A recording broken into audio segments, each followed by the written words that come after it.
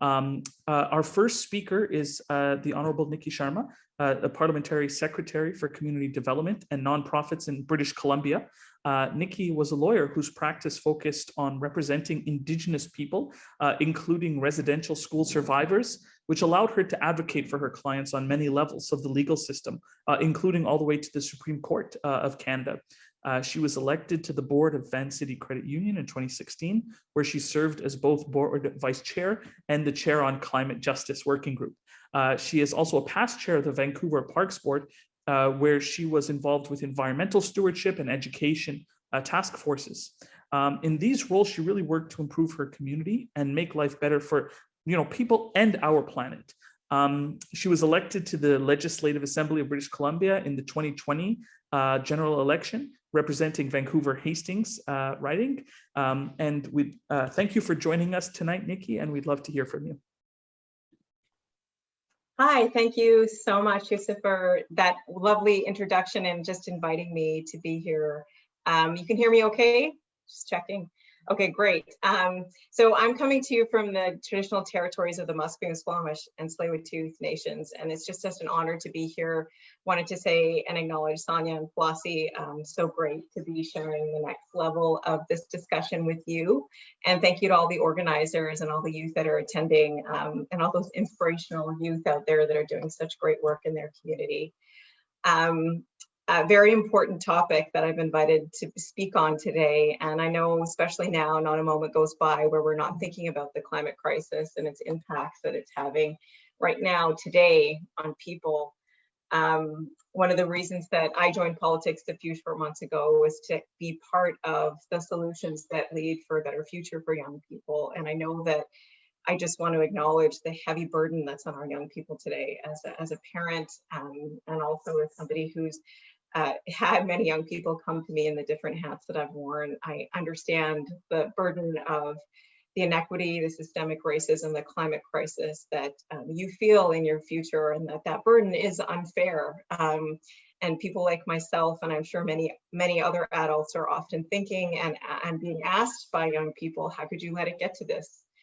And the very important discussion today is about how to be youth allies.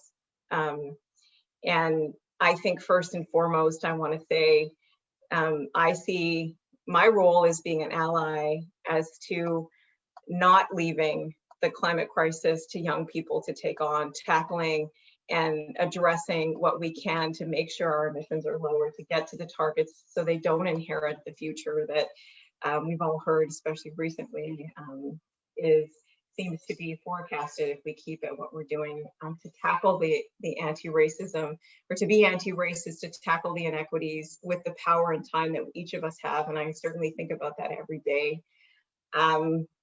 I have the privilege of being the Parliamentary Secretary for Community Development and Nonprofits. And that means that through my role, we're trying to figure out how to support nonprofits, knowing that if we do that, then our province will be better. And I feel so privileged to meet so many young leaders that are really transformative in not only the nonprofits that they've formed, the way they've organized, the advocacy that they're leading, the innovation that they're leading.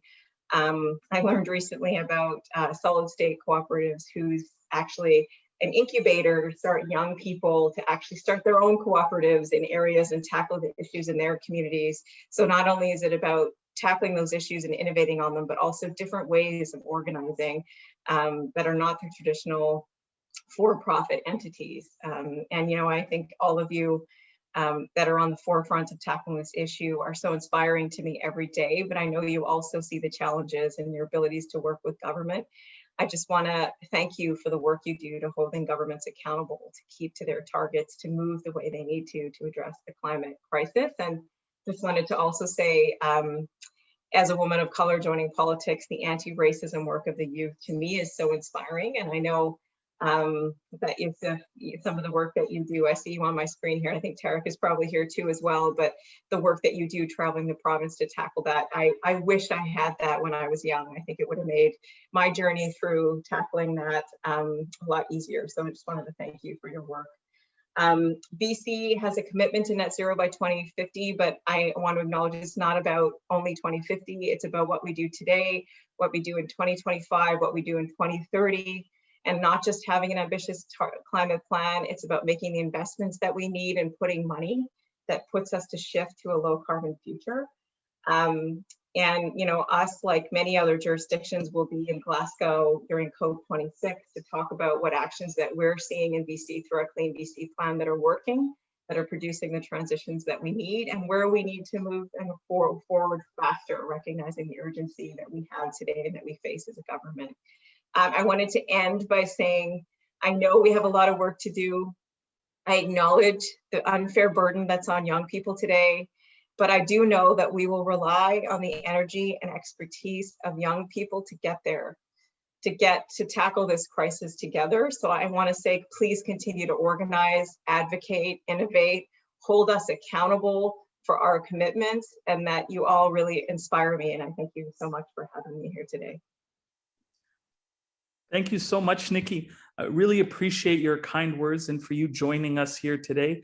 Again, these inspirational moments really help a lot of people who might see themselves in you. As you were saying, you know, as a person of color growing up, there might not have been as many opportunities. And what is really heartwarming to see is that this shift has happened. There has been a lot of work done by a lot of folks to really highlight the need to be engaged with multiple communities, with multiple faith groups, with multiple organizations and backgrounds. So we appreciate you being on the call today. We appreciate your role as a youth ally.